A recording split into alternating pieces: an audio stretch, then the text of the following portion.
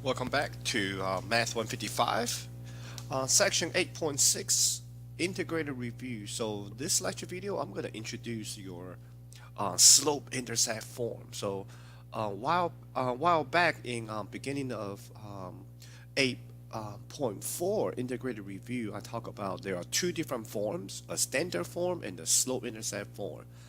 So the slope-intercept form is what we so-called the y equals mx plus b, where m is your slope. All right. The b is referring to the y value of the y-intercept. So remember now, y-intercept is where the line cross over the y-axis, so the x value is automatically 0. So our job was to find the y value. So our y value of the y-intercept is going to be this b right here in the formula. All right. So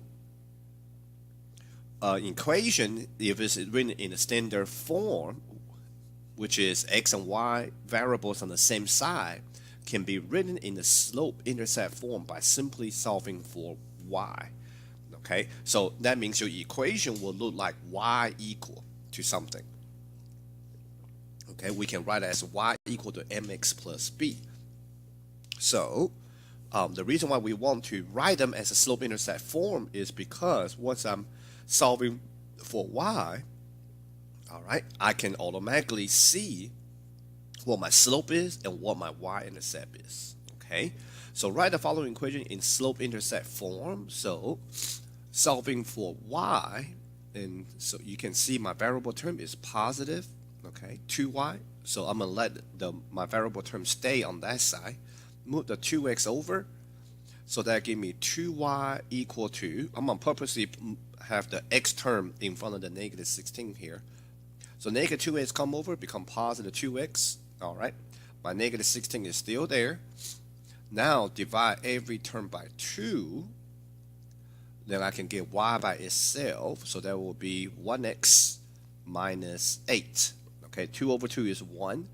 So I'm gonna purposely write a 1 here, so you can see in this y equal to mx plus b form, my m, which is my slope, is actually going to be 1.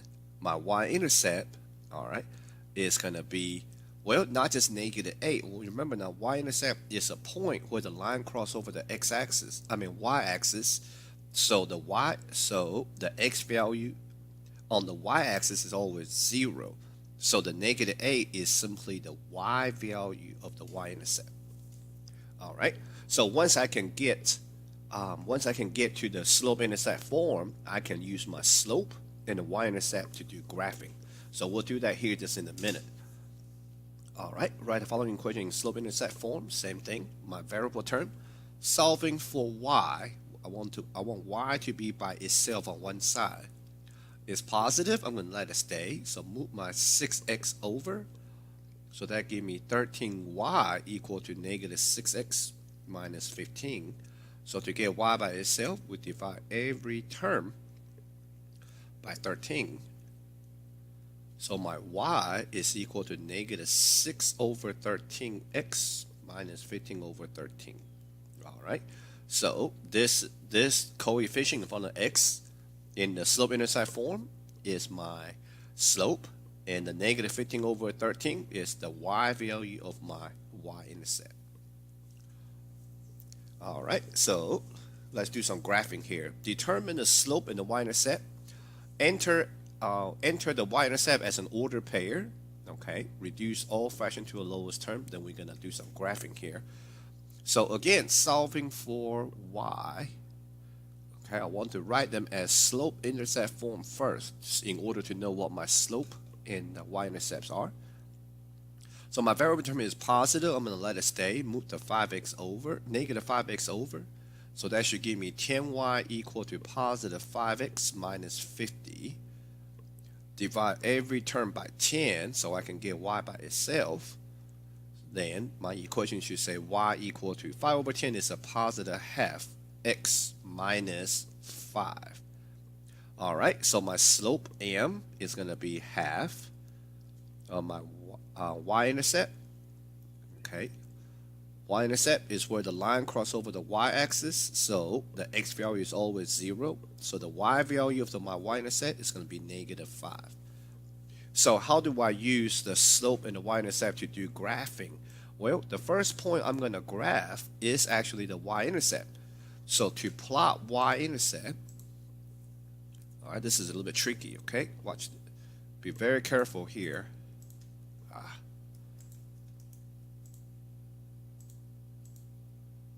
To graph the y-intercept, we actually starting from the origin. All right, let me copy this real quick. All right, to graph the y-intercept, starting from the origin, y-intercept at 0, -5. So I go down 5 places. So this is the first point I click on. Then to plot the next point, okay, I'm using the slope. Okay, I'm going to follow the slope starting at the point I just plotted. So my slope tells me, since it's positive, that means the top number tells me to go up 1.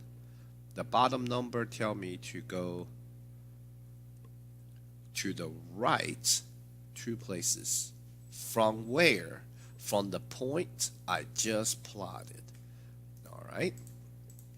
So when I use the slope to plot the next point, I'm starting from the point I just plotted. So according to my slope, I need to go up 1 and then to the right 2. 1, 2. So this must be the next point on the line. So once I got 2 points, I can connect them with a line. That's all we got to do. Now, if I want to continue to plot more points, then my third point can be starting from the point I just plotted again, up 1 to the right 2. That will be right here. Okay, the next one can be what? Up 1 to the right 2. Okay, so that's how I get to the following point. Now, the very first point I plotted was 0, -5, right? So what was the point before this one? Okay, well, this is a positive, so you can already see this line is going up the hill already. So the point before it got to be on the left side. So if I want to find the point before the first point I just plotted, I can backtrack my slope. That means instead of go up 1 to the right 2, I will go opposite way, which is down 1 to the left 2. So this must be the point before. Okay, so I just want to show you quickly how we can come up with so many points, okay, so quick by simply using the slope and the y-intercept, okay, to come up with a bunch of other points. Alrighty, so sometimes we need to backtrack our slope if anything that is outside our -10 to 10. Sometimes the homework will make us to plot the points before the point that before the first point we plotted. Therefore, that's why I want to show you how to backtrack from time to time. Alright, try this one, okay? I don't think I can truly plot this one by hand, but I can still help you to find the slope and the y-intercept.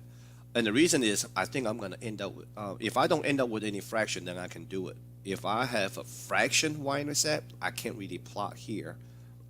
I think this one, maybe I could. My variable term is -5y because I want to get y by itself. Since my variable term is negative, I can move it over to the right side. That becomes positive. So move the 10 back to the left side. So now my equation, -5y come to the right, become +5y. Ax is still ax. Positive 10 come over to the left side, become negative. So to get y by itself, I divide every term by 5. I think this one I will be okay, because my y-intercept here is going to be -2 here. So my y is going to equal to 8/5x minus 2. So my slope m, y equal to mx plus b. My m is going to be 8/5. All right, my y-intercept is going to be 0, -2.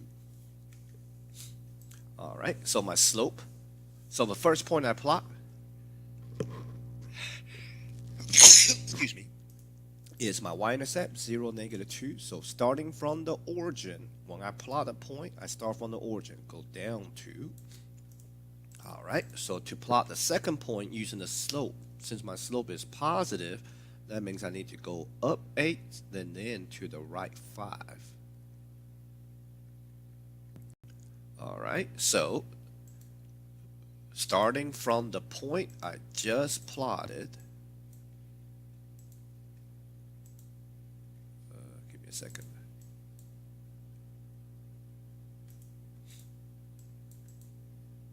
Starting from the point I just plotted, come on.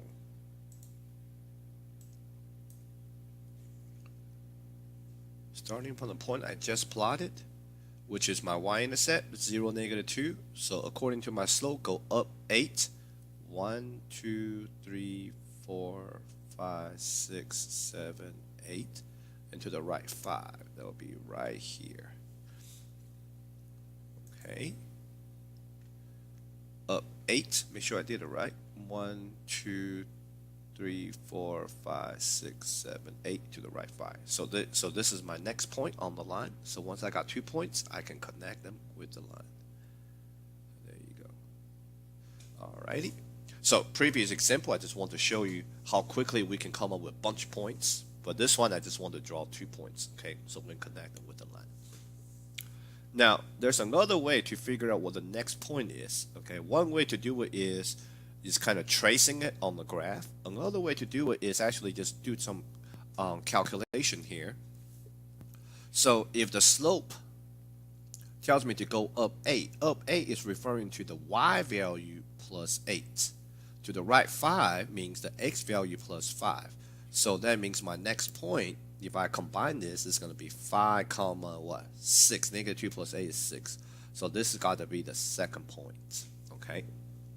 So you can either trace it, all right, on the graph, or you can actually go ahead and do some computation to figure out what the next point is.